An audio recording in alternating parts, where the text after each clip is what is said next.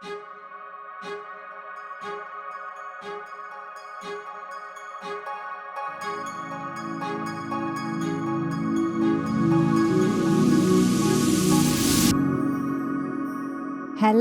and welcome to this week's episode of Kitty Talks. I'm your host, Kitty Waters, serial entrepreneur and co-creator of the Network for Transformational Leaders. If you are listening to this podcast, I want to say thank you. I've steadily watched our numbers increased, and we've had over 250,000 downloads since we started, which is about a year and a half ago. So first of all, I wanted to say thank you to those people who listen, because without you, it would be pretty boring, to be perfectly honest. So just a few things I want to tell you about, and then we will start this week's episode. This week's episode is a solocast, and it's called Why You Need to Know What, Not How. Why having a vision for your life is so, so important. Now, I just want to remind you that we are doing Do Your Dharma again in September. So if you feel moved by this episode and you realize there's something missing, and you're not happy with your life and you don't have a vision and you're stuck and you're don't know where to start, well, then Do Your Dharma is definitely for you. We have had 45 people go through the program now, and the results have been miraculous. You know, mini miracles happen every time people go through the 8-week program. From manifesting money to letting go of pain, to letting go of depression, to synchronicity, to being upgraded to first class in flights. It's amazing what can happen when we get in alignment with ourselves. And for magic and miracles to happen, that is definitely the first step. So early bird price is currently $295, and that will go up in August. So if you are interested in joining our tribe, then please do so now. There is a waiting list, doyourdharma.co.uk. I urge you to go on that waiting list, and then we will let you know if you've been accepted. But as I said, the price goes up to $395 as of August. So this is the last time it will be at $295. So come and join us. Come and join a community of people who are making a difference with their lives, and really they're making their dreams into reality. And that brings me on to this week's episode. So you need to know what, not how. What does that actually mean? Well, a lot of people don't even start thinking or letting themselves think about their dreams because they don't know how they're going to get there, and they want to know kind of how they're going to get from A to B. And if they can't obviously see how that's going to happen, they kind of lose faith and they think, oh, I'm just not good enough, and who am I to do that? And our self-doubt kicks in, and our gremlins, because we all have negative voices in our head. And most of the time, people don't even bother. And that used to be me. For about a 10-year cycle, I was stuck. I didn't understand that I was a spiritual being having a human experience. I was drowning my sorrows, I suppose, in drugs and alcohol. And I always knew that there should be something bigger, higher, better in life, but I didn't know how to access it. So do you have a vision for your life? If you're listening to this, if you've done my Dharma program, the chances are you do, which is great. But it's really important that we have a compelling vision for our lives, because if we don't have a vision, we will feel stuck. And the chances are we will feel out of alignment and we will feel depressed. Now, as I said, most people fall at the first hurdle because they think, oh, I don't know how I'm going to make the dream of my life come true. Like, it's just not possible. Society tells me that absolutely, I've got to work hard to make a living. I've got to work hard to pay the bills. What is the point? Where do I even start? Now, I'm here to tell you that you need to know what, not how. And I'm going to give you examples from my own life of where I have had a vision and how it has come to pass. And I didn't have a clue how. I had no idea how, but I had the faith and I took the action.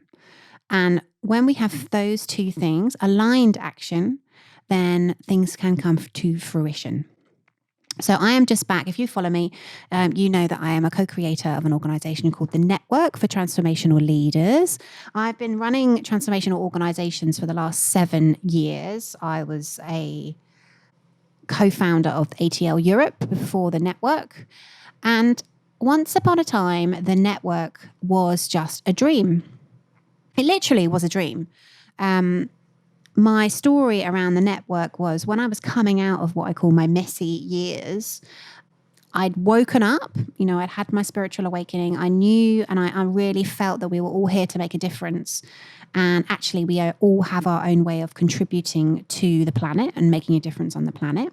And that is a very specific point to make, because you will find when you do your Dharma, when you are creating that vision for your life, it's really important that that vision for your life, in some way, shape, or form, utilizes your skills in making a difference. Now, when you come and do your Dharma with me, you will learn that the universe looks for openings. We are spiritual beings having a human experience, and we came here to feel good in our bodies, and we came here to feel joy and be happy. And how do we do that, right? Well, we do that by becoming the fullest, highest, best version of ourselves. What does that mean? What does that mean? Just break it down for me. Basically, that means you are supposed to do the things that you love. You're supposed to do the things that you're passionate about. And when you do that, you resonate higher. So let me give me an example from my own life.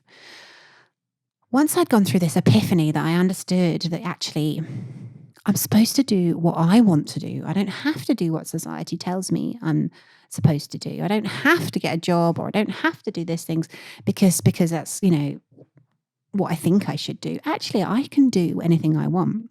I had the most amazing idea. Now, I climbed Kilimanjaro in 2011. And the reason I did that was I was coming out of my messy stage. I was working in the city. And I was trying to build a new life away from drugs and alcohol. And everybody I knew just went out and got trashed all the time.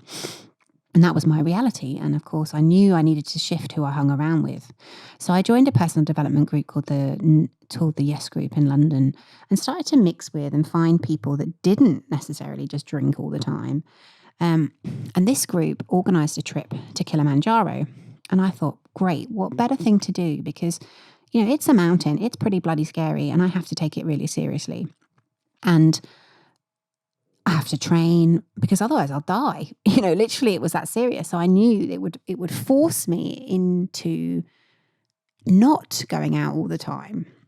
It would force me into taking responsibility. I'd have to exercise. I'd have to get fit. I'd have to train for the climb. Now, what happened next is something I'd like you to listen to, because I would really like you to recognize the call in your own life. We climbed Kilimanjaro, and the chap that took us up Kilimanjaro was a guy called Eric Edmeades, who was a member of the Transformational Leadership Council. Now, the TLC is an organization in the States. It was set up by Marsha Martin and Jack Canfield. Marsha is now my partner in the network. And the TLC was formed in 2004. It was formed in Jack Canfield's living room. He knew he wanted to create an organization of change makers like his friends, where he could hang out with, have fun, network, make a difference in the world. And he started that organization in 2004. That grew to about 150 people. And where it became really well known was Rhonda Byrne of The Secret. She filmed the 24 teachers in The Secret at the Transformational Leadership Council meeting. So after that, the organization became a lot more well-known, because a lot of the teachers obviously got a lot of press through The Secret. And this chap who took us up Kilimanjaro, every night he would tell us stories about the organization. He was very proud to be a member. I think he still is. And what clicked for me on that trip was what he was sharing was everything I was passionate about. By this stage, I'd done a lot of personal development in my life, and I'd started to turn things around. I'd been going to Tony Robbins events and done my NLP, and I truly loved personal development. Like, it was just something that I was really, really attracted to. Now, this coupled with the fact that in my corporate days, I had grown large networks of people. It had always been very beneficial for me. I knew and understood by this stage that I was a connector, I was a networker, and I was able to bring people together. And I'd run HR forums. I had run big corporate networking dues of up to 300, 400 people. I ran a monthly group called BIMNet. I ran another group called Net Worth, and they always really stood me in good stead. And I understood at that point that being at the focal point of a network is powerful. Don't forget that you are the sum of the 5 people that you spend the most time with. So it was like a little light bulb went off for me when I was climbing that mountain that, oh my God, this is truly something I would die to be involved with. And it doesn't exist in Europe. And actually, how can I exist, or how can I create that in the UK, in Europe?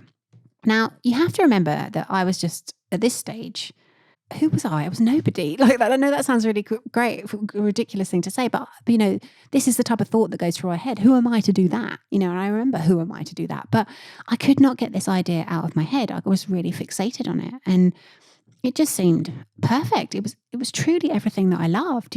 Personal development, networking, connecting, people, community. It just ticked all my boxes. Now, the reason I share this with you is when you become more familiar with the concept of Dharma, what is it that is you? What is representative of all your passions, your purposes, your unique talents? Because at the intersect of that is your Dharma. Now, I listened. I got the call and I listened.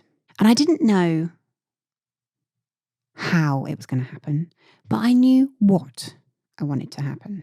So can you relate, if you're listening to this? What is it that you want? Now, I do believe that it needs to be in alignment with your Dharma and in alignment with you. So it's something you're passionate about, it's something you're uniquely gifted and talented in, and it's in service. Okay, those things make a difference. It can't just be, oh my God, I want to win the lottery, right? Because, that's pretty shallow, and the universe doesn't like to support those things. But the universe does look for opening of people that want to do its work.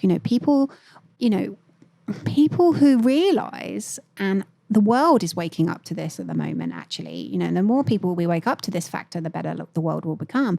We're all here to do our Dharma.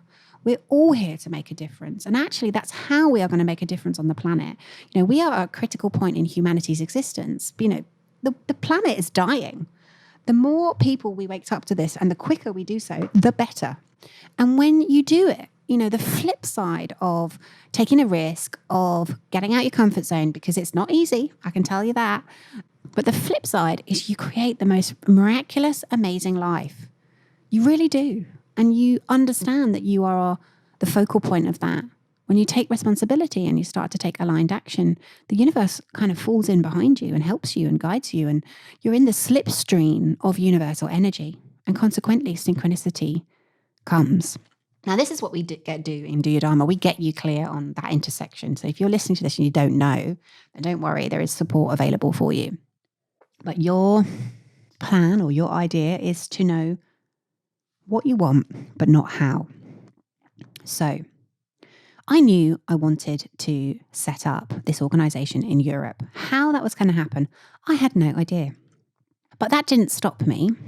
And when I look back on this now, it's really weird because obviously it didn't stop me. And I was a bit like a lunatic, obsessed. I kind of really went on and on about this idea with people that I met, the people that I knew, the people that I talked to. Interestingly, I only shared the idea with the people that I knew were positive in my network. Something really important for you. If you've got a kind of game-changing idea, that's why having a community like Do Your Dharma is really important, because we support you. We're not naysayers. We're not the average human beings. But yes, I shared the idea with everybody I knew, and I wrote about it. I journaled. I spoke it into existence. I visualized it. Like I literally remember sitting in my bedroom of my previous house and visualizing myself at a networking meeting and how it would feel, feeling the feelings of how that would, I would feel to be part of this amazing, amazing organization. And then I didn't really know what the hell I was doing. And I just had the call. I just deep down, I knew it was something I was supposed to be doing. So what is it that you know you're supposed to be doing? What is it deep down that calls you, right? That's not wrong. We're not taught to listen to our feelings. We're not taught to listen to our intuition. You have an inbuilt sat nav inside of you, but we're not taught the instruction manual of how to access it.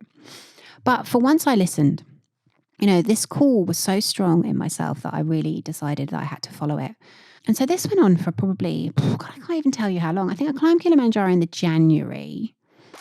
It's about a year that because I think it was the following, it was so difficult to remember. Time just blurs into one. But I'm pretty sure it was about a year that I talked about it and I wrote about it and I spoke about it and I told everybody I knew about it. Because I think the following March or April, I was doing my NLP qualifications, and a couple of the guys I told about wanting to run the network were with me. And when you start to become conscious, when you start to do this work, so you'll start to letting go of your beliefs and your concepts that aren't serving you. I remember doing my NLP qualification and doing some type of parts integration. And I really, truly believe that energetically I let go of something that was blocking me, because the following day was when I got the email from my now partner to ask if I wanted to get involved in the organization. And of course, as you can imagine, I fell off my chair because I'd been talking about it for a year.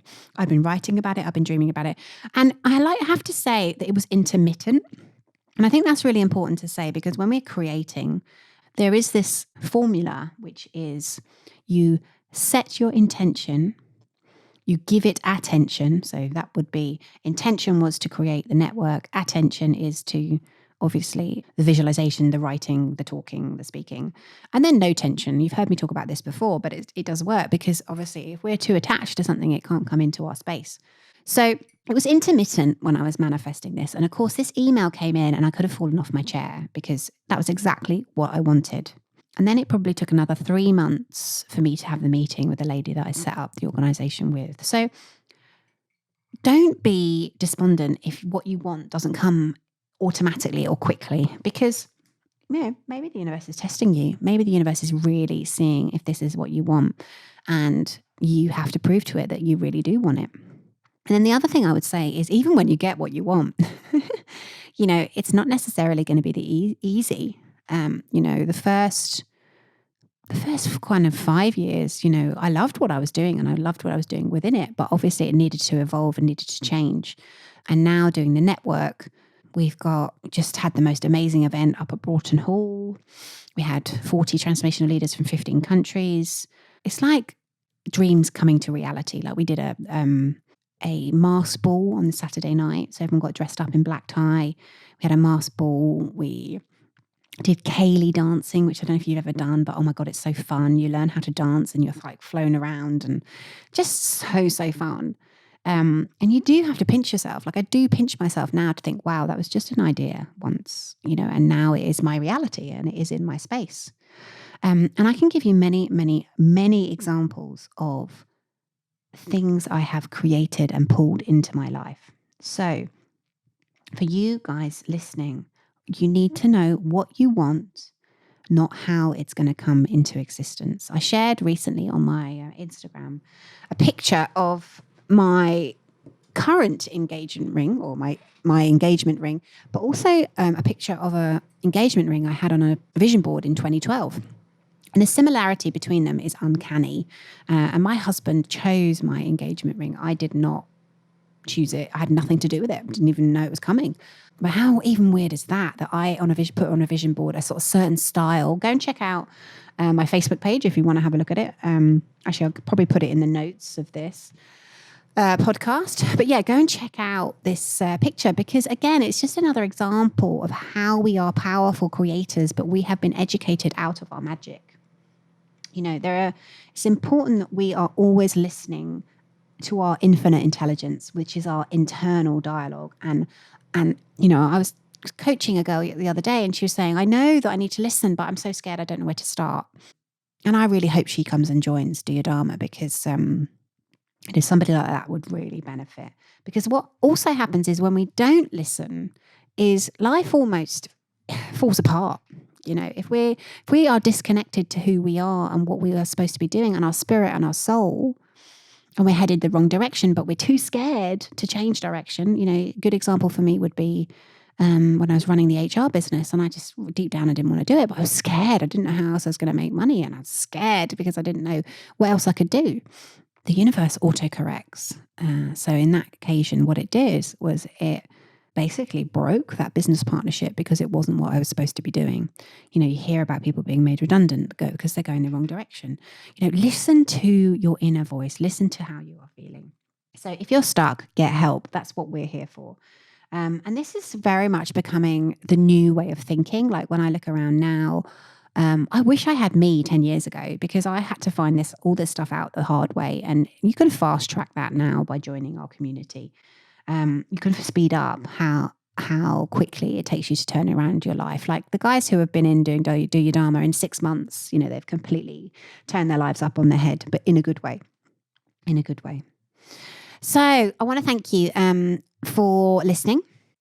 Dreams are meant to become reality. So just even having the idea, and if it's something that really sticks with you and calls you, you know, that's something that you need to listen to, you know. And if you're an actress, a musician, a creative, you know, don't believe the shit that you can't make a living out of what it is that you want to do, right? That's just a belief, okay?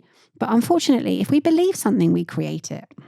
So get yourself around people who are on the same wavelength, who know that they shape and create their own realities. You know, get yourself around that environment. Because the other thing I would say is when we do our Dharma, we are supported, okay? This is something that I'm really investigating at the moment to give people comfort.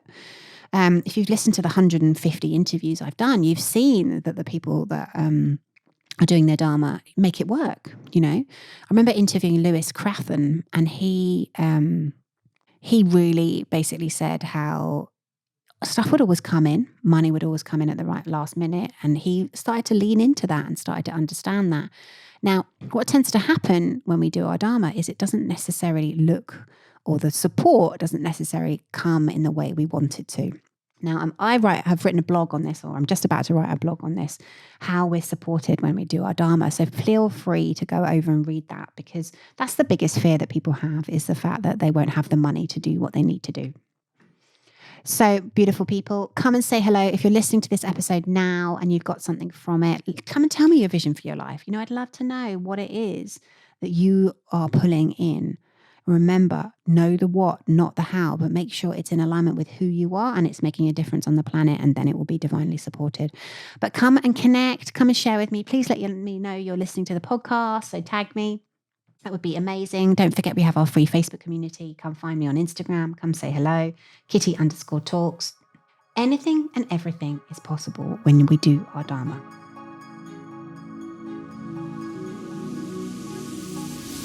This podcast was sponsored by my Do Your Dharma course. Create a life so good that you pinch yourself. This 8-week online course demystifies Dharma and shows you how to tune in to why you're really here. Go to www.kittytalks.com/do your Dharma.